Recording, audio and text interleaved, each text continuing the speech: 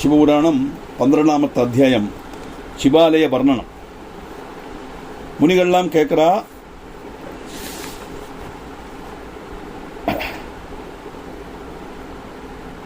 ஸ்ருணுத்வ ருஷய பிராக்யா சிவக்ஷேத்திரம் விமுக்திதம் ததகாமாம்ஸ்ததோ வக்ஷே லோகரக்ஷார்த்தமேகி. அதானது எப்படி இந்த சிவக்ஷேத்திரம் இருக்கும் அவனுடைய வர்ணனையை பற்றி கேட்க முனிமாருடைய ஆവശ്യാനുസரம் சூதன் சிவக்ஷேத்திரங்களை பற்றி வர்ணிக்கிறார். லோகரக்ஷார்த்தம் சிவாக்ஞால அநேகம் க்ஷேத்திரங்கள் ஸ்தாபிக்கப்பட்டது. வனத்திலேயும் சரி, கிரிதடத்திலையும், நதி தீரத்திலையும், சமுத்திர பரியந்தங்களிலும் எல்லாம் சிவக்ஷேத்திரங்கள் தாராளம் இருக்கும். கிரிதடம்னா அதுதான் இப்போ திருவண்ணாமலை இருக்கே, பர்வதத்தினுடைய தாழ்வரையில் தான் இருக்குது. சில சிவக்ஷேத்திரங்கள்லாம் சுயம்புவா நிர்மிச்சுதான், சுயம்புலிங்கம் அப்படின்னு சொல்லுவாள். அது எங்கேயாவது யாருக்காவது ஒரு மகர்ஷிக்கோ இல்லைன்னா ஒரு ஸ்தலவாசிக்கோ இல்லைன்னா மகாராஜாவுக்கோ யாருக்காவது சொப்பனத்தில் கிடைக்கும், இந்த இடத்துல ஒரு சிவலிங்கம் இருக்குது, அதை போய் பிரதிஷ்டிக்கணும் அப்படின்னு சொல்லும். அப்போ இந்த சிவலிங்கத்தை அங்கே அந்த இடத்துல தோண்டி பார்ப்பா, அங்கே சிவலிங்கம் இருக்கும், அது அப்படியே பிரதிஷ்டிப்பா. அதுதான் சுயம்புலிங்கம்னு பேர். சில இடத்து எப்படின்னா அந்த கோவிலை கட்டுறதுக்காகவே சிவலிங்கத்தை உண்டாக்குவாள்.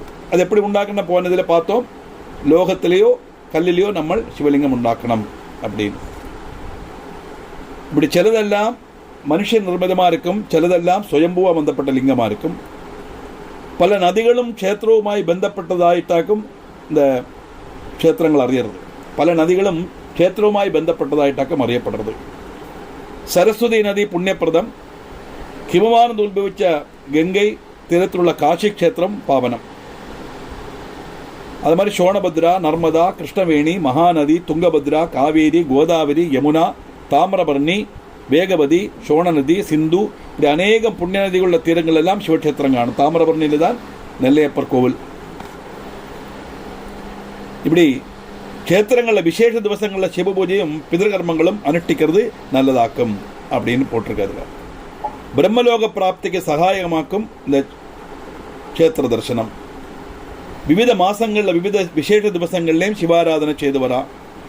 முக்கியமாக சிவாராதனை செய்கிறது திங்கக்கிழமை சாதாரணமாக எல்லாரும் வச்சுப்பா. பிரதோஷம் ரொம்ப விசேஷம். சனிக்கிழமை பிரதோஷம் வந்தால் ரொம்ப விசேஷம் அப்படின்னு சொல்லுவாள். ஏன்னு பிரதோஷ சமயத்தில் என்னவாக்கும் சிவனுக்கு ஒரு விசேஷம் அப்படின்னு கேட்டால், இந்த பிரதோஷ சமயத்தில் அவருடைய அந்த பிரதோஷ நிறுத்தத்துக்கு அத்தனை தேவர்களும் வந்து அவளை பரமேஸ்வரனை வழிபடுறது மட்டுமல்ல, அவருடைய நிறுத்தத்துக்கு அவள் வந்து சகாயமாக இருப்பாளாம். மகாவிஷ்ணு மிருதங்கம் வாசிப்பர். இப்படி ஒவ்வொன்றும் நம்ம பார்த்தோம், சிவானந்தத்தில் நிறைய பார்த்தோம் நம்ம டீட்டெயிலாக இல்லையா. அதனால இந்த பிரதோஷ சமயத்தில் பகவானை வழிபடும் போது அத்தனை தேவர்களுடைய சாநித்தியமும் அங்கே இருக்கிறதுனால அது விசேஷமான சமயம். இந்த பிரதோஷங்கிறது நம்ம 15 நாளைக்கு எடுக்கப்பட்ட பிரதோஷத்தை மட்டும் நம்ம பிரதோஷம் நினச்சிக்கிறோம். அதல்ல, பிரதோஷங்கிறது சூரியாஸ்தமனம் கழிஞ்சு சந்திரோதயத்துக்கு மிந்தி உள்ள அந்த சமயம். டெய்லி உள்ளது பிரதோஷ சமயம் தான் சொல்லுவார். பிரபாதம் பிரதோஷம். அப்படி பிரபாதம்னா சூரியன் உதிக்கிறது, பிரதோஷம்னா சூரியன் அஸ்தமிக்கிறது தாற்பயம். அந்த 6 மணிலேருந்து 6:30 மணி அந்த சமயம் தான் பிரதோஷ காலம். அந்த காலத்தில் பகவானை ஸ்தோத்திரம் பண்ணுறது ரொம்ப புண்ணியம்னு சொல்ல காரணமே அத்தனை தேவர்களுடைய சாநித்தியம் அங்கே இருக்கிறதுனால அதுக்கு சக்தி கூடுதல். எல்லா தேவர்களும் பகவானை ஸ்தோத்திரம் பண்ணி பிரார்த்தனை பண்ணக்கூடிய சமயம் அந்த பிரதோஷ சமயம்னு அர்த்தம். அதனால அந்த விவித விசேஷ திவசங்கள், சிவராத்திரி, லிங்கோத்பவ காலம் நம்ம பார்த்தோம். பரமேஸ்வரன் லிங்கஸ்வரூபமாக இருக்க பிரம்மாவும் விஷ்ணுவும் தம்மிலுள்ள தர்க்கம், இங்கே யுத்தம் இந்த நம்ம இப்போ படிக்கிற கிரந்தத்தில் போட்டிருக்கு. அது லிங்கமாக ஆவிர்வவிச்சதுனால லிங்கோத்பவ காலம் சிவராத்திரி அப்படின்னு ஒரு ஐதீகம் நம்ம பார்த்தோம். அந்த சிவராத்திரி காலங்கள்லையும் பகவான க்ஷேத்திர தரிசனம் பண்ணுறது ரொம்ப விசேஷம். பாபநாசனம், புண்ணிய சம்பாதனம், லௌகிக சுகலாபம், அலௌகிக பதப்பிராப்தி, இப்படிப்பட்ட பல பிரயோஜனங்களும் க்ஷேத்திர ஆராதனை கொண்டு லபிக்கும். பாபநாசனம் அப்படின்னா நம்முடைய பாபங்கள் நசிக்கும். எப்படி பாபங்கள் நசிக்கும்? அனுபவிச்சுத்தான் பாபங்கள் நசிக்கும். 3 கிலோ புண்ணியம் 2 கிலோ பாபம்னா அதை மைனஸ் பண்ணி 1 கிலோ புண்ணியத்தை மட்டும் அனுபவிக்கலாம் நம்ம நினைக்க முடியாது. பாபத்தினுடைய பலம் தனி, புண்ணியத்தினுடைய பலம் தனி. அதனால புண்ணிய பலப்பிரதாய நமஹா அப்படின்னு நம்ம லலிதா சகஸ்ரநாமத்தில் சொன்னோம். இப்போ எப்படியும் பாபத்துடைய பலம் அனுபவிக்க வேண்டியதானே, இப்போ இது எதுக்கு புண்ணியம் பண்ணணும் அப்படிங்கிற ஒரு சந்தேகம் நமக்கு வரலாம். ஆனால் புண்ணியகர்மம் பண்ணும்போது புண்ணியத்துடைய பாவத்தை அனுபவிக்கிறது நம்ம பிராப்தனாகிற சமயத்தில் இந்த பாவத்துடைய பலம் குறுக்கே வந்து நிற்கும். எனக்கு பதில் சொல்லிட்டு அந்த பக்கம் போ அப்படின்னு சொல்கிற மாதிரி. அப்போ அந்த பாவத்தினுடைய பலத்தை அனுபவிக்கணும். அதனால தான் புண்ணியகர்மங்கள் செய்யப்பட்டவாளுக்கு டக்குன்னு அடிக்கடுக்காக கஷ்டங்கள்லாம் வந்துட்டே இருக்கும். நமக்கு எதெல்லாம் நெகட்டிவாக வருதோ அதெல்லாம் பாபத்தினுடைய பலம், எதெல்லாம் பாசிட்டிவாக வருதோ அதெல்லாம் புண்ணியத்தினுடைய பலம். அசுகமாகட்டும், சங்கடமாகட்டும், துக்கமாகட்டும், நஷ்டமாகட்டும், கஷ்டமாகட்டும், எது வேணா நமக்கு பிடிக்காதது, நமக்கு நெகட்டிவாக வரப்பட்டதெல்லாம் நம்ம பாபத்தினுடைய பலம். Nobody else is responsible for that. We are alone is responsible. நாம தான் அதுக்கு பொறுப்பு. இன்னொரு ஆள் நம்ம பொறுப்பு சொல்ல முடியாது. நம்ம கர்ம பலம். அப்போ இந்த க்ஷேத்திர தரிசனம் பண்ணுறதுனால என்ன? க்ஷேத்திர தரிசனம் பண்ணுறதுனால நம்ம புண்ணியத்தை அடையிறோம் இல்லையா? அந்த புண்ணியத்தை அடையும் போது அந்த புண்ணியத்தை அடையிறதுக்கு நம்ம எலிஜிபிலிட்டி ஆகிறது. அந்த பாபம் குறுக்கே வரும். டக்குனு அந்த பாபத்தை தீர்க்கணும். அப்புறம் தான் போக முடியும். பாபங்கிறது கடம், டெப்ட். கடன் வாங்கினா திரும்பி கொடுத்து தானே ஆகணும். அதனால புண்ணியக்ஷேத்திரம் தரிசனம் பண்ணுறதுனால, சிவக்ஷேத்திரம் தரிசனம் பண்ணுறதுனால பாவங்கள் நசிக்கும். அப்படின்னா அந்த புண்ணியத்தினுடைய வீரியத்தினால வரப்பட்ட பாவங்களை அனுபவிக்கிறதுக்குள்ள சக்தி நமக்கு கிடைச்சி அந்த பாவம் நம்மளை அனுபவித்து தீர்த்து அந்த பாவம் இல்லாமல் ஆகும். புண்ணிய சம்பாதனம், புண்ணியத்தை சம்பாதிக்கிறோம் இல்லையா? ஆமாம். புண்ணிய சம்பாதனம்னா என்னது? சாதாரண பாருங்களேன், நம்ம கோவிலுக்கு போகிறதுக்கு முந்தி உள்ள மனநிலைமையும் கோவிலுக்கு போயிட்டு வரும்போது உள்ள மனநிலைமையும் வித்தியாசம் உண்டா இல்லையா? அதுலேயும் கோவிலில் இருக்கிற சமயத்தில் மனநிலைமைக்கு இன்னொரு வித்தியாசம் உண்டு. சாதாரணமாக போவோம், என்னமோ கஷ்டங்கள் எல்லாம் இருக்கும், சரி கோவிலுக்கு போயிட்டு வருவோம் அப்படின்னு போவோம். அந்த கோவிலுக்குள்ள ஏறினோன்னா பகவானை பார்க்கும்போதே எங்கேயோ நமக்கு ரொம்ப வேண்டப்பட்ட ஒரு இடத்துல வரா மாதிரி ஒரு இன்டிமசி நமக்கு வரும். உண்மையான பக்தனாக இருந்தால் அந்த சமயத்தில் அந்த மனநிலைமைக்கு இருக்கு இல்லையா, அது பயங்கரமான ஒரு எஃபெக்ட் ஆகும். அதே மாதிரி தொழுதுட்டு வந்தாச்சுன்னா என்னோட காரியங்களை அவர்கிட்ட சொல்லியாச்சுன்னு அவர் பார்த்துப்பார் அப்படிங்கிற ஒரு சமாதானம் வரது, ஒரு சாந்தி வருது மனசு இல்லையா? அது வரணுமே, சாந்தி, சமாதானம் வரணும். அந்த ஒரு மனம் எப்போ கிடைக்கும்? பகவானை தொழுதுட்டு வந்ததுக்கு அப்புறம் தான் கிடைக்கும். அதுதான் அந்த சிவ ஆலயத்தினுடைய பிராதான்யம் அர்த்தம். லௌகீக சுகலாபம், அதுக்காக ரெண்டுமே உண்டு. காம பக்தியும் உண்டு, நிஷ்காம பக்தியும் உண்டு. சாதாரண ஜனங்களெல்லாம் காம பக்தி தான் காமிப்போம். நமக்கு ஒரு அவசியம் வந்தால் நம்ம என்ன பண்ணுவோம்? பகவான்கிட்ட போய் பிரார்த்தனை பண்ணுவோம். நம்ம எல்லாம் இப்போ நமக்கு சாதாரண வீட்டில் அவசியம்னா அம்மா அப்பாட்ட கேட்கலாம். சில விஷயங்கள்லாம் அம்மா அப்பாவால் செய்ய முடியாது, பகவானால் மட்டும்தான் செய்ய முடியும். அதனால் எல்லாருக்கும் அப்பன் அவாதானே. மாதாஜ பார்வதி இதா தெய்வம் மகேஸ்வரா. லௌகிக சுகலாபமும் அங்கே கிடைக்கும், க்ஷேத்திர ஆராதனையினால கிடைக்கும். அலௌகிக பத பிராப்தி நமக்கு அதாக்க வேணும். அலௌகிக பத பிராப்தினா என்னது? மோட்சம் அர்த்தம். பிரம்மந்தா சத்தியங்கிற உணர்வு, இந்த உலகம் மித்தியங்கிற தீர்மானம், இதுதான் அலௌகிகம். பாக்கி எல்லாம் லௌகிகம். இந்த உலகம்தான் சத்தியம், நான் அனுபவிச்சுருக்கேன், தேவன் அப்படியே இருப்பேன், என்னைக்கு இதே அனுபவிச்சுருப்பேன் நம்ம நினைச்சுட்டு இருக்கோமே, அது இந்த மாயை. அதுதான் இல்லாத மேடைதனில் எழுதாத நாடகத்தை எல்லோரும் நடிக்கின்றோம்னு ஒரு தமிழ் பாட்டு உண்டு. சரிக்கு அதுதான் வாஸ்தவம். இது இல்லாத மேடை, எழுதாத நாடகம், நம்மெல்லாம் நடிக்கிறோம். we are all actors and actors. யார் நம்மளை கண்ட்ரோல் பண்ணுறா? மேலே இருந்துண்டு கபட சூத்திரதாரி, அவருடைய நாம் we are all puppets, நம்மளாம் பொம்மைகளாக்கும்.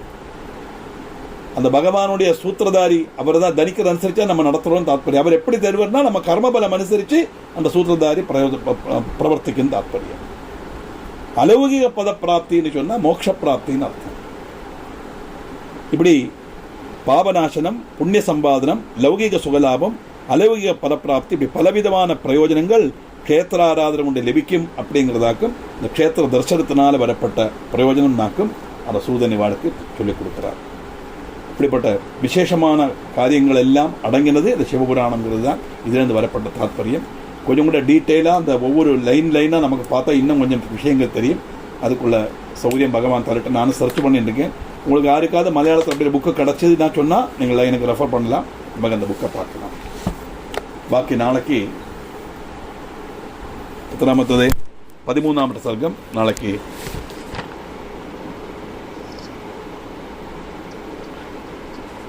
அம்பிகா 9ஆம் தாள் அம்பிகா வாசிக்கணும். Okay sir. அது ஒரு கடல் வந்துடும். சிவபுராணம் பிரதம ஸ்கந்தம் 13ஆமத்து அத்தியாயம் சதாச்சார பிரகீர்த்தனம். சதாச்சாரங்களை பற்றி உள்ள வர்ணனையாக்கம் இந்த நல்வானத்தில் வருது. இந்த 13ஆமத்து அத்தியாயத்தில் சதாச்சார வர்ணனம் தான் பிரதிபாத்திய விஷயம் அப்படிங்கிறார். லோகத்துடைய நன்மைக்கு சதாச்சார பாலனம் பிரதானம். சதாச்சாரம்னா நல்ல ஆச்சாரம்னு அர்த்தம். செய்ய வேண்டியது செய்யப்பட்டது.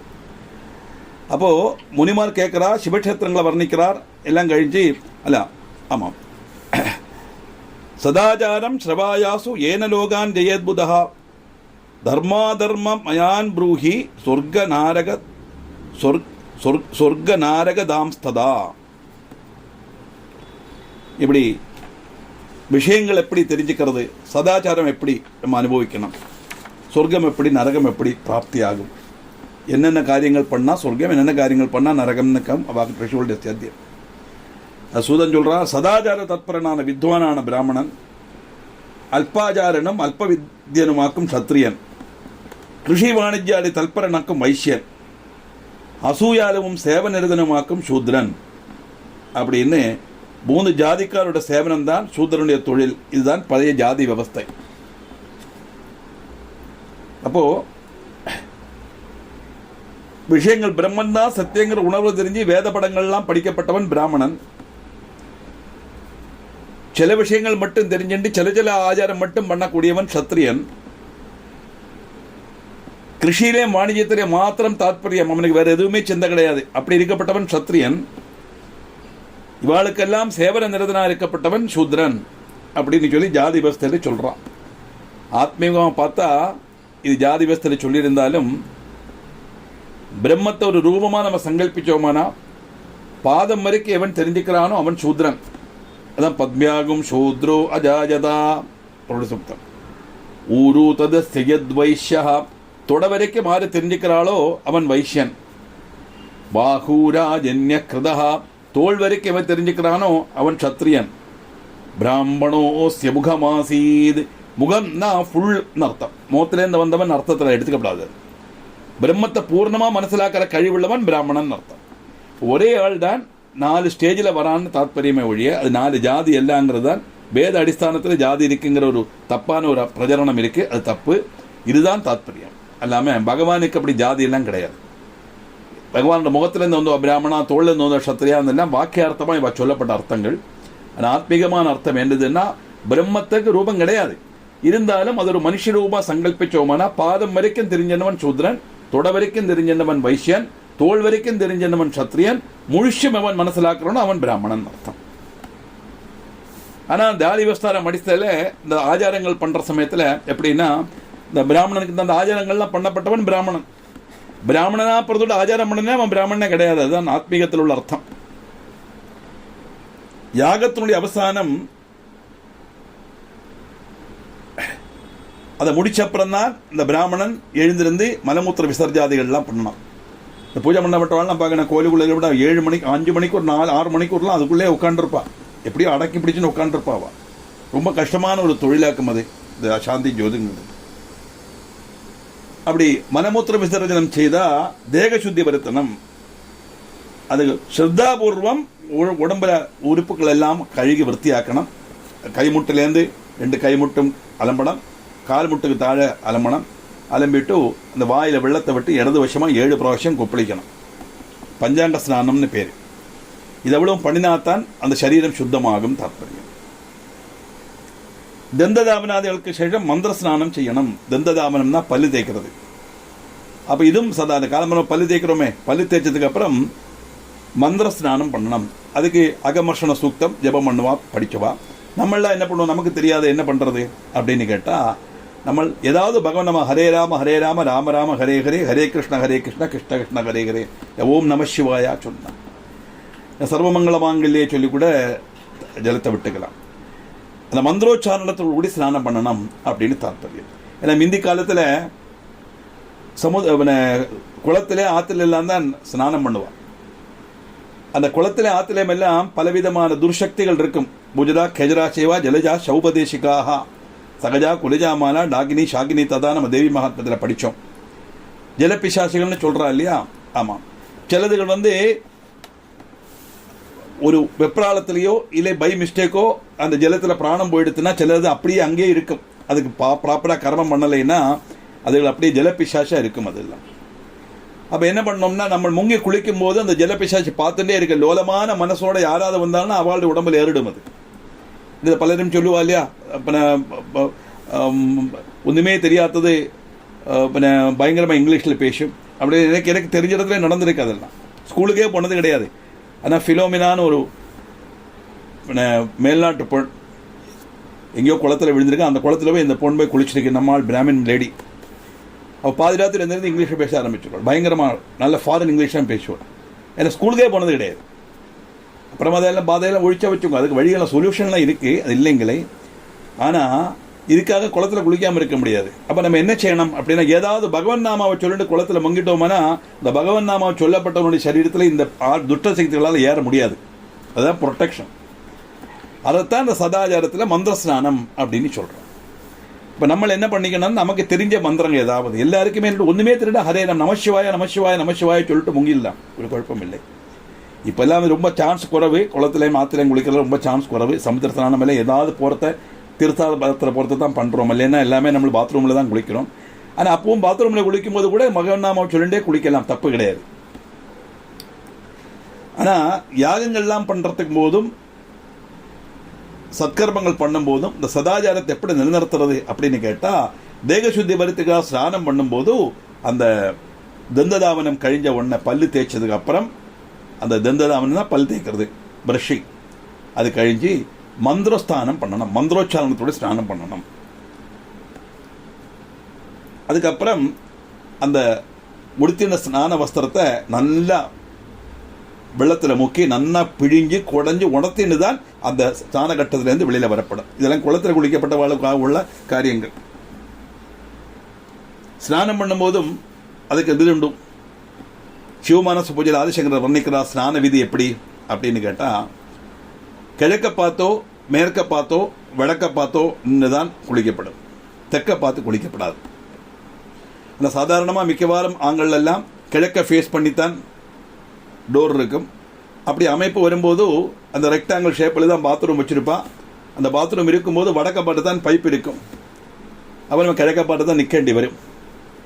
அதுக்காக என்ன பண்ணணும் அப்படின்னா, இந்த கிழக்க பார்த்து பைப் இருந்தால் கூட இப்படி பைப்புக்கு ஆப்போசிட்டை நிற்காமல் இப்படி திரும்பி நின்றுடணும். இப்படி வெள்ளத்தை எடுத்து அப்படி விட்டு வெள்ளத்தை அப்படி குனிஞ்சிருந்து எடுத்துட்டு கிழக்க பார்த்து நின்று தலையில் விட்டுக்கணும். தெற்க பார்த்து நின்று குளிக்கப்படாது தாத்பரியம். கிழக்கோ மேற்கோ வடக்கோ எப்படி வேணால் குளிக்கலாம், தெற்க பார்த்து குளிக்கப்படாது. இப்படியெல்லாம் ஸ்நானவதி உண்டு. இப்படி ஸ்நானவதி வந்து நான் செய்யலை, அதனால தான் இந்த அவஸ்தை அனுபவிக்கிறோன்னு சிவாபராத க்ஷபாபணஸ்தோ சிவமானச பூஜையில் சிவாபராத க்ஷபாபண ஸ்தோத்திரத்தில் ஆதிசங்கரர் வர்ணிக்கிறார். ஸ்நான விதி எனக்கு தெரியாது, அதனால நான் நிறைய தப்பு பண்ணியிருக்கேன், பரமேஸ்வரா என்னை பொறுத்துக்கோன்னு அதில் வருது. இப்படி ஸ்நான விதி அனுசரித்து ஸ்நான வஸ்திரம் ஏன்னா வஸ்திரம் உடுத்தினு தான் ஸ்நானம் பண்ணப்படும். விவஸ்திரம்னா ஸ்நானம் பண்ணப்படாது தாத்பரியம். புருஷனாலும் சரி ஸ்திரீ ஆனாலும் சரி, புருஷனான ஒரு கோவணமாவது கட்டின்னு தான் ஸ்நானம் பண்ணுவாள், நக்னமாக பண்ணக்கூடாது. ஸ்திரீகள்னா அந்த இப்படி மார்பு மறைச்சி ஒரு துணியை மாதிரி கட்டின்னு தான் ஸ்நானம் பண்ணணும். பாத்ரூமில் ஆனாலுமே கூட இதெல்லாம் விதிகள், இப்படி தான் பண்ணணும்னு விதி இருக்குது. அது பல நல்ல காரியத்துக்கு வேண்டி செய்யப்பட்ட காரியங்களாக துஷ்ட சக்திகளுக்கு ஒரு நம்மளை உபதிரவிக்கிறதுக்குள்ள சான்ஸ் கொடுக்கப்படாதுங்கிறது தான் தாத்பரியம். அது அப்படி ஸ்நான வஸ்திரத்தை நன்னா கழுகிட்டு தான் அந்த ஸ்நான கட்டத்திலேருந்து திரும்பி வரணும். அதுக்கப்புறம் புருஷாலானா வைதிக மந்திரங்களும் காயத்ரி மேலாம் ஜபிச்சு பிராத சந்தியா மந்திரம் நிர்வகிக்கணும். ஸ்திரீகளானா என்ன பண்ணுறது, குளிச்சுட்டு வந்தாச்சுன்னா உடனே அப்படி சுத்தமாக ஈரத்தோடு அப்படியே பூஜா முறைக்குள்ளே ஏறிடக்கூடாது. பூஜா முறையில் ஏறலாம் தப்பில்லை, அங்கே விளக்கு கத்திக்கவோ ஒன்றும் செய்யப்படாது. பூஜா முறையில் தான் அடுத்த புதிய வஸ்திரம் இருக்குது, பீரோ இருக்குன்னா அந்த பீரோலேருந்து புதிய வஸ்திரத்தை எடுத்து தரிச்சுண்டு அந்த தலைமுடியை தோர்த்து வச்சு ஈர துணி வச்சு கட்டுறோமே அந்த கட்டையும் அழிக்கணும். ஈர துணியும் கட்டின்னு விளக்கேற்றப்படாது. சினிமாலெல்லாம் காட்டுவன் போடுற மாதிரி அதெல்லாம் தப்பு. இதெல்லாம் இதுதான் விதிகள். சதாச்சாரங்கிறது இதெல்லாம் தான் சொல்லித்தருது நமக்கு. அப்போ என்ன பண்ணணும் அப்படின்னு கேட்டால், அந்த தலைமுடி அப்படியே எடுத்துட்டு லேசாக அந்த நுனியை நல்லா முடிச்சுக்கணும். நுனியில் உள்ள வெள்ளம் கீழே விழப்படாது. ஸ்திரீகளோட முடியிலேருந்து ஜலம் கீழே விழுந்ததுன்னா அந்த பூமாதேவி தாங்க முடியாது. அந்த வீடு தாரித்திரத்தில் நசிக்கும்னு தாத்பரியம்.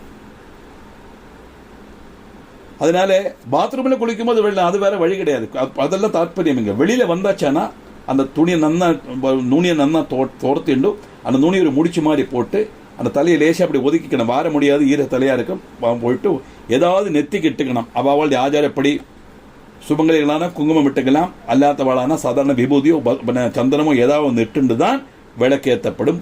புதிய வஸ்திரம் தரிச்சுண்டு, புதிய வஸ்திரம் உணங்கின வஸ்திரம், ஈர வஸ்திரம் எடுத்துன்னு செய்யப்படாது. അത് ഏകവസ്ത്രം, ഈരവസ്ത്രം, ഒറ്റ പിന്നെ ഇതെല്ലാം பிரேதகாரியத்துக்கு ஒரு பிரேதத்துக்கு கர்மம் பண்ணும்போது தான் அதெல்லாம் பண்ணப்படும். ஆத்துக்குள்ள அதெல்லாம் பண்ணப்படாது. அதனால புருஷாளா இருந்தா வந்ததுக்கு அப்புறம் அவளுடைய வேத பண்டனம், காரியங்கள், பூஜைகள், சந்தியாவந்தனம், அவளுக்குள்ள அனுஷ்டானங்கள் எல்லாம் இருக்கு. ஸ்திரீகளுக்கான அந்த மந்திர ஜபங்கள், காரியங்கள், ஒரு விளக்கேற்றிட்டு ஏதாவது தெரிஞ்ச ஒரு மந்திரத்தை சொல்லி விளக்கேற்றிட்டு வரலாம். நம்ம நிறைய படிச்சிருக்கோம், எவ்வளவோ படிச்சிருக்கோம். தியான ஸ்லோகத்தில் 2 இடத்து சொன்னா கூட போதும். குரு பிரம்மா, குரு விஷ்ணு, குரு தெய்வ மகேஸ்வரா சொல்லி விளக்கேற்றினாலும் தப்பு கிடையாது. அந்த விளக்கேற்றுற சமயத்தில் தலையில் ஈரத்துணியும் இருக்கப்படாது, நெற்றி சூன்யமாகவும் இருக்கப்படாது, ஈர வஸ்திரம் உடுத்திக்கவும் கூடாது. அதுக்கப்புறமும் தேவதாராதனம், சகசிரநாஜபம், இப்படி பிராமணியம் காத்து சூட்சிக்கிறதுக்குள்ள தர்மானுஷ்டானங்கள் எல்லாம் நம்ம பண்ணணும். அது பண்ணறதுல துஜன் தற்பரனா இருக்கணும். மற்றவா பண்றாளோ இல்லையோ பிராமணன் நிச்சயம் அதை பண்ணியிருக்கணும் தாத்பரியம். ஏன்னா வேதத்தை சம்ரட்சிக்கப்பட்டவன் பிராமணன், பிரம்மஞானம் அடையறதுக்கு கழிவுள்ளவன் பிராமணன். அந்த பிராமணன் ஒழுக்கமா சதாச்சாரத்தோடு இருப்பானே ஆனால் அந்த உலகத்தில் உள்ள 50 ஜனங்களுக்கும் அது அந்த புண்ணியம் போய் சேரும் தாத்பரியம். நம்ம உபாகர்மம் பண்ணும்போது கூட அதில் மந்திரம் வரும். உங்களுக்கு தெரியாது, புருஷால் இருந்தால் அவளுக்கு தெரிஞ்சிருக்கும். அதுக்குள்ள பிராமணாக, க்ஷத்ரியாக, வைஷ்யாக, சூத்ராக இவாளுக்கெல்லாம் க்ஷேமம் உண்டாகட்டும் அப்படின்னு பிரார்த்தனை பண்ணுறோம். நம்ம உபாகர்மம் பண்ணும்போது வருஷத்தில் ஆவணியாவட்டம் சொல்கிறோமே, அது உபாகர்மம்னு பேர். அதுக்கு அந்த வேதத்தில் வேத மந்திரத்தை வச்சு உபாகர்மம் பண்ணும்போதோட பிராமணன் ஒரு வருஷத்துக்கு அனுஷ்டிக்கப்பட்ட கர்மமாக இருந்தால் அந்த ஒரு வருஷத்தில் 4 வர்ணத்துக்கு மட்டும் அவன் பிரார்த்தனை பண்ணுறான். ஏன்னா பிரார்த்தனை பண்ணுற அதிகாரம் அவனுக்கு தான் உண்டு. அவனுக்கு மட்டுமல்ல, தனக்கு வேண்டி மட்டும் பண்ணுறதில்ல. செல்ஃபிஷ்னஸ் கிடையாதுங்க. லோகம் நன்னா இருக்கணும், லோகக்ஷேமார்த்தம், லோகா சமஸ்தா சுகினோ பவந்து, இதுதான் பிராமணனுடைய வேத வாக்கா இருக்கணும். அவனுடைய கோலே அதுதான், அவனுடைய கேப்ஷனே அதுதான், அவனுடைய லோகோவே அதுதான். சர்வே ஜனாக சுகினோ பவந்து. அங்கே ஜாதி வித்தியாசம் கிடையாது. எல்லாரும் ஜனங்கள் தான், 50 பேரும் பகவானுடைய குழந்தைகள் தானே. எல்லா ஜீவஜாலங்களுக்கும் இருக்கிறது ஈஸ்வரன் தானே. ஈஸ்வர சர்வபூதானம் ஹிருதேஷ அர்ஜுன திஷ்டதின்னு தானே பகவத்கீதையில் சொல்றோம் இல்லையா? அப்படி இருக்கும்போது அத்தனை சரீரத்துக்குள்ள இருக்கிற ஜீவன் ஈஸ்வரன் தான். அதனால எல்லாம் சமம். அந்த சமபாவத்தோடு கூடி எல்லாத்தையும் துஜன் நிச்சயமா இதெல்லாம் செய்திருக்கணும். அப்போ ஸ்நானவிதி அனுசரித்து தந்ததாவனம் கழிஞ்சா ஸ்நானவிதி அனுசரித்து ஸ்நானம் பண்ணலாம். ஸ்நானம் பண்ணி ஸ்நான வஸ்திரத்தை நன்னா கழுகி விற்த்தியாக்கி பிழிஞ்சி நல்லா குடஞ்சி அப்புறம் அது உடுத்தின்னு தான் கரையேறப்படும். கரையேறி வந்தாச்சுன்னா அந்த அவனுக்கு அவசியமுள்ள, அவனுக்கு சொல்லிட்டுள்ள அந்த சந்தியாவந்தனாதி காரியங்கள், அனுஷ்டானங்கள்லாம் பண்ணணும். நித்திய நைமித்திய கர்மங்கள் அனுஷ்டிக்கணும். நித்திய நைமித்திய கர்மங்கிறது இதுதான். சந்தியாவந்தனம், இந்த பூஜாதி கர்மங்கள், வேத பாராயணம் எல்லாம். ஏன்னா பிராமணன் ஆறுன்னா ஷட்கர்மியாக்கும் பிராமணன். 6 காரியங்கள் செய்யறதுக்கு ஒரே ஒரு அதிகாரம் பிராமணனுக்கு மட்டும்தான் உண்டு. என்னெல்லாம்? யஜனம், யாஜனம்.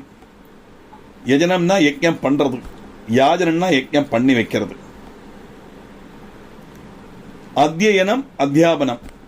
இவன் படிக்கணும், வேதம் படிக்கணும், வேதம் சொல்லிக் கொடுக்கணும். புராண இதிகாசங்களை இவன் படிக்கணும், மற்றவர்களுக்கு சொல்லிக் கொடுக்கவும் வேணும். சுவாத்தியாய பிரவச்சனாபியான பிரமதி தவ்யம் உபனிஷத். அத்தியாயனம் பண்ணினா போராது, அத்தியாபனமும் பண்ணினாத்தான் படித்த வித்தியை பூர்ணமாகும். ஒரு வித்தியை நம்ம படித்தோமானா ஒரு ஆளுக்காவது நம்ம அதை சொல்லிக் கொடுக்கணும் தாத்பரியம். அப்பதான் அந்த வித்தியை பூர்ணமாகும் சொல்லுவான். அப்போ யஜ்ஞம் பண்ணணும், யஜ்ஞம் பண்ணி வைக்கணும், படிக்கணும், படிப்பிக்கணும், தானம் பிரதிகிரகம், தானம் கொடுக்கணும், தானம் வாங்கணும். தானம் வாங்குற அதிகாரம் பிராமணனுக்கு தான் உண்டு. தானம் கொடுக்கறதே பாபத்தை இல்லாமக்கிறதுக்கு தான். அந்த பாபத்தை இல்லாமக்கினா அந்த பாபத்தை வாங்கப்பட்டவனுக்கு வந்துருமான்னு கேட்டா இவனுடைய அனுஷ்டானம் காயத்தினுடைய சக்தினால அந்த பாபம் பலம் கரைஞ்சு போயிடும். அப்ப கொடுக்கப்பட்டவனுடைய பாபமும் வாங்கப்பட்டவனுடைய பாபம் அவனுடைய சக்தியினால் அது இல்லாம ஆயிடும் தாத்பரியம். அதனால தானம் பிரதிகிரகம். அப்ப தோணும், கொடுக்கப்பட்டவனும் பிராமணனா இருந்தா அவனுக்கு சக்தி இருக்கே, அவன் எதுக்கு தானம் பண்ணணும் அப்படின்னு வரும். அதை தான தர்மங்கள் பண்ணணும் சொல்லப்பட்ட காரணமே என்னதுன்னா, அந்த காலத்துல பிராமணனுக்கு வேற ஜீவித ரீதி கிடையாது, வருமானம் கிடையாது. அதனாலதான் தானம் எல்லாம் வச்சா. எல்லாம் ஒரு விசேஷம் சொன்னா உடனே கும்பத்தில் 1 கிலோ அரிசி, 1 கிலோ உளுந்து, 1 கிலோ பருப்பு எல்லாம் வைக்கலாம். என்னத்துக்கு? அவளுக்கு ஜீவிக்கிறதுக்காக நம்ம கொடுக்கப்பட்ட காரியங்களாக்கும். அதெல்லாம் பூஜா கர்மங்களில் வச்சு அவளுக்கு அதுதான். இந்த தட்சிணை மட்டுமல்ல, நமக்கு பேசிக் பே, DHR எல்லாம் இருக்கும், அதே மாதிரி தான் அவளுக்கு தட்சிணை மட்டுமல்ல, இதெல்லாம் அவளுடைய அடிஷனல் பெனிஃபிட்ஸ் ஆக்கும். அதெல்லாம் அவள் 6 காரியம் கர்மா பண்ணணும், கர்மா பண்ணி வைக்கணும், படிக்கணும், படிப்பிக்கணும், தானம் கொடுக்கணும், தானம் வாங்கணும். அதனால துஜனுக்கு ஷட்கர்மி அப்படின்னு பேரு. இந்த கர்மங்கள் அவன் செய்யணும். ஆனா கர்மங்கள் செய்தா மட்டும் போராது. துஜன் எப்படி இருக்கணும்னா சத்தியவாதியா இருக்கணும். பொய் சொல்லப்படாது. பிராமணன் ஒரிக்கலும் பொய் சொல்லப்படாது. சத்தியவாதியா இருக்கணும். நியாய தர்மங்களுக்கு கட்டுப்பட்டு தர்மா தர்மங்களுக்கு மனசிலாக்கி அதர்மத்தில் போய் விழாம தர்மத்துக்கு அனுசரித்து அவன் காரியங்களை செய்யணும், அவன் ஜீவிக்கணும் தாற்பயம். ஏன்னா அவன் ஒரு ரோல் மாடல் ஆக்கும் ஆக்சுவலா மற்றுள்ளவாளுக்கு. ஏன்னா அவன் சௌக்கியமா இருந்தா தான் லோகம் நன்னா இருக்கும் தாற்பயம். கோ பிராமணே பே சுபமஸ்து நித்தியம் லோகா சமஸ்தா சுகினோ பவந்து இல்லையா. கோனா வேதம்னு அர்த்தம் உண்டு, பசுக்கள்னு அர்த்தம் உண்டு, வேதம்னு அர்த்தம் உண்டு. வேதமும் பிராமணன் நன்னா இருக்கணும், அப்பதான் லோகத்தை க்ஷேமமா இருக்கும், அவ சுகமா இருக்கணும் தாற்பயம். இந்த கர்மம் பண்றத சத்தியவாதியா இருக்கணும் பிராமணன். இதுவும் சதாச்சாரத்தினுடைய நிர்பந்தம். இதெல்லாம் கேட்கப்பட்ட ரிஷிகளுக்கு தெரியாதது கிடையாது.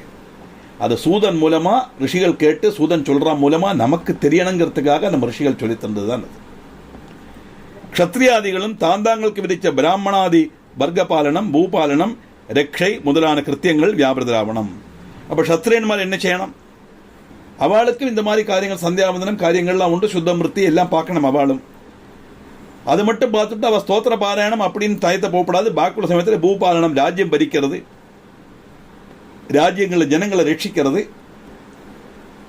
சத்ருக்கள் இருந்து ராஜ்யத்தை ரட்சிக்கிறது, அங்கே ராஜ்யத்தில் தனதானியங்கள் எல்லாம் வேண்ட விதத்தில் உற்பத்தி ஆகிறதுக்கு தடசம் உண்டான அந்த தடசம் நீக்கிறதுக்குள்ள ஒரு ஏற்பாடுகள் பண்றது பரணம், அட்மினிஸ்ட்ரேஷன். அதான் சுருக்கமாக சொல்ல போனா பூபாலனம், ரக்ஷை இந்த காரியத்தில் வியாபிரதனா இருக்கணும் சத்திரியன். ஆச்சாரத்தில் வீழ்ச்சி வருத்தினா ரவுரவங்கிற நரகத்தில் அவன் பாலி போயிடுவான். அதர்மத்திலேருந்து துக்கமும் சுதர்மத்திலேருந்து சுகமும் லபிக்கும் தாற்பயம். அப்ப நமக்கு வரப்பட்ட சுக துக்கங்கள் எல்லாம் நம்ம பண்ணப்பட்ட தர்மாதர்மங்களுடைய விளைவு, பாப புண்ணியத்தினுடைய பலம் தான் தாற்பயமோ வழிய நமக்கு ஒரு கஷ்டமோ ஒரு நஷ்டமோ ஒரு முட்டோ ஒரு பிரயாசமோ ஏதாவது வந்தது, துக்கமோ வந்ததுன்னா நோபடி எல்ஸ் இஸ் ரெஸ்பான்சிபிள். நம்ம யாரையும் பழிக்கப்படாது. அவன் அப்படி செய்துட்டான், எனக்கு இப்படி ஆந்து சொல்லப்படும், அவன் இப்படி என் சொல்லிட்டு சபிச்சுட்டான், அவன் என்னை பார்த்து கண் போட்டுட்டான், அப்படிலாம் கிடையவே கிடையாது. ஆத்மஞானிக்கு அதெல்லாம் கிடையாது. நாம என்ன பண்றோம்? What we sow we reap, அவ்வளவுதான். இதை மனசில் நினைச்சிருந்தா போதும். நமக்கு எதெல்லாம் ஃபேவரா வருதோ அதெல்லாம் புண்ணியத்தினுடைய பலம், எதெல்லாம் அன்ஃபேவரா வருதோ அதெல்லாம் பாவத்தினுடைய பலம். அதனால புண்ணியா புண்ணிய பலப்பிரதாய நமஹான்னு லலிதா சஹஸ்ரநாமத்தை சொல்றோம் இல்லையா, அந்த புண்ணியத்தினுடைய அபுண்ணியத்தினுடைய பலத்தை நமக்கு கிடைக்கப்பட்டதுன்னு தாத்பரியம். அப்படி ஆச்சாரத்தில் வீழ்ச்சி வருத்தினா ரவுரவங்கிற நரகத்தில் பதிக்கேண்டி வரும். அதனால ஆச்சாரத்தில் இது பண்ணக்கூடாது. அதர்மத்தில் துக்கமும் சுதர்மத்தில் சுகமும் லபிக்கும். அறிவு நேடினா மோட்ச பிராப்தி உண்டாகும். என்ன அறிவு? பிரம்மந்தான் சத்தியங்கிற உணர்வு எவனுக்கு வரதோ அவனுக்கு மோட்ச பிராப்தி கிடைக்கும். அங்க பிராமணன், சத்தியன், வைசியன், சூத்ரங்கிற வித்தியாசம் கிடையாது. குருவாயூரப்பனுடைய பரமபக்தன் பூந்தானம் அவர் ஞானப்பானை ரசிச்சு பட்டதரிட்ட கொண்டு கொடுக்கிறார். நான் சம்ஸ்கிருதம் பண்டிதனாக்கும், மலையாளம் எல்லாம் எனக்கு முடியாதுன்னு சொல்லி அவர் உதாசீனப்படுத்திடுறார். பாதரோகம் எல்லாம் வந்து அவருக்கு குணமாகி அவர் சௌக்கியமா இருக்கிற சமயத்திலேக்கும் பூந்தானம் இதை கொண்டு கொடுக்கிறார். அன்னைக்கு ராத்திரி அவருக்கு வாதரோகம் திருப்பி வந்துடும். உடனே பகவானை பிரார்த்தனை பண்றார். பகவான் வந்து சொல்றார், நீ வந்து பூந்தானத்தினுடைய பக்தி நமக்கு மனசிலாக்க மாட்டேங்கிறாய், உன்னுடைய விபக்தியை விட பூந்தானத்தோட பக்தி தான் எனக்கு இஷ்டம் சொல்லிட்டு பகவான் மறைஞ்சதாக சரித்திரத்தில் சொல்றோம். உடனே போனார் பட்டதிரி, பூந்தானத்திட்ட அந்த ஞானப்பானை வாங்கினார். படிக்க கூட இல்லையா, கடைசி பேஜில் சர்டிஃபிகேட் எழுதி ஒப்பு போட்டுட்டார். ஏன்னா குருவாயூரப்பனே வந்து பிரத்யட்சப்பட்டு அவனுடைய பக்தி தான், உன்னுடைய விபக்தியை விட அவனுடைய பக்தி தான் சரினா, நீனோட சாம்ஸ்கிருத பண்டித்தியம் எல்லாம் எனக்கு வேண்டாம், அதை விட பெருசு அது மோசம் இல்லை, உன்னுடைய சம்ஸ்கிருத பாண்டித்தியத்தை விட பெரிசாக்கும் பூந்தானத்தோட பக்தின்னு. எதுக்காக இந்த கதை சொல்றேன்னா, அந்த பூந்தானம் பக்தியா இருந்து வரும்போது அவருக்கு திடீர்னு புஷ்ப விமானம் வருது, கண்ணுக்கு தெரியறது. புஷ்ப விமானம் வந்தாச்சு, நான் சொர்க்கத்துக்கு போறேன், யாரையும் கூட வரையலா அப்படின்னு கேட்கிறார். அவன் மனைவி உள்பட எல்லாரும் இதுக்கு பைத்தியம் நினைச்சுன்றான். அவர் கூட ஜீவிக்கப்பட்ட அவருடைய சக்தியெல்லாம் தெரிஞ்சு அவருடைய காரியங்கள் எல்லாம் பார்க்கப்பட்ட மனைவி கூட நம்பலை. புஷ்ப விமானமா சொர்க்கத்துக்கு போறாரு அவளோட, இதுக்கு பைத்தியம் பிடிச்சாச்சு, முத்தியாச்சு, வர வழி கிடையாது அப்படின்னா. ஆனா அந்த வீட்டில் ஜோலிக்காரர் இருந்தார். அவள் சொல்றா நான் வரேன் அப்படின்னு. அப்படியே பூந்தானம் அப்படின்னு மூழினார். உடனே அவள் கீழே பதிச்சுட்டான். அடுத்த நிமிஷம் பூந்தானத்தையும் காணலை, அந்த கீழே விழுந்த ஜடத்தையும் காணலை அப்படின்னு சொல்றாரு. எதுக்காக சொல்றேன்னா, ஞானப்பான ரசிக்கிற அளவுக்கு நம்பூதிரி இல்லத்துல பிறந்து அந்த பூந்தானத்துக்கு மனைவியா மக்கள் கிடையாது, மனைவியா இருந்த கூட அவளுக்கெல்லாம் கூட கிடைக்கல. அங்க ஜாதி எல்லாம் காரியம், நம்பிக்கை. பிரம்மன் தான் சத்தியம். பூந்தானம் சொன்னா அது கரெக்டா இருக்கும், அவர் பிரம்ம ஞானம் உள்ளவர், அவர் உடலோட சொர்க்கத்துக்கு போவாருன்னா நிச்சயமா போவாருங்கிற நம்பிக்கையோடு அந்த வேலைக்காரி நான் வரேன்னு சொன்னா, அதனால அவளுக்கு கிடைச்சது தாற்பயம். அந்த எக்ஸாம்பிளுக்காக தான் இங்க சொல்றேன் நான். அதனால தர்மாதர்மம், அந்த அதர்மத்தினுடைய பலம் துக்கம், தர்மத்தினுடைய பலம் சுகம். அந்த அறிவு நேடினா மோட்ச பிராப்தின்னு அவள் அறிவு நேடிட்டா. பிரம்மன் தான் சத்தியங்கிற வந்து பூந்தானம் சொன்னா விஷயம் இருக்குங்கிறத நம்பினா அவள். அதனால அவளுக்கு மோட்சம் கிடைச்சது. திரவியாதியோட தானம் சதாச்சாரம். இந்த தானங்கள்லாம் பண்றோம் இல்லையா, காரியங்களுக்கெல்லாம் தானங்கள்லாம் பண்றோம். பண்டு காலத்தில் குஞ்சு விருத்தி எடுத்துட்டு வருவா, பஜனை பாடிட்டு வருவா, அந்த மாதிரி லோட்டால் அரிசி அதில் போடுவோம், தானம் பண்ணுவோம். அப்புறம் நிறைய தான தர்மங்கள்லாம் பண்ணுவோம்.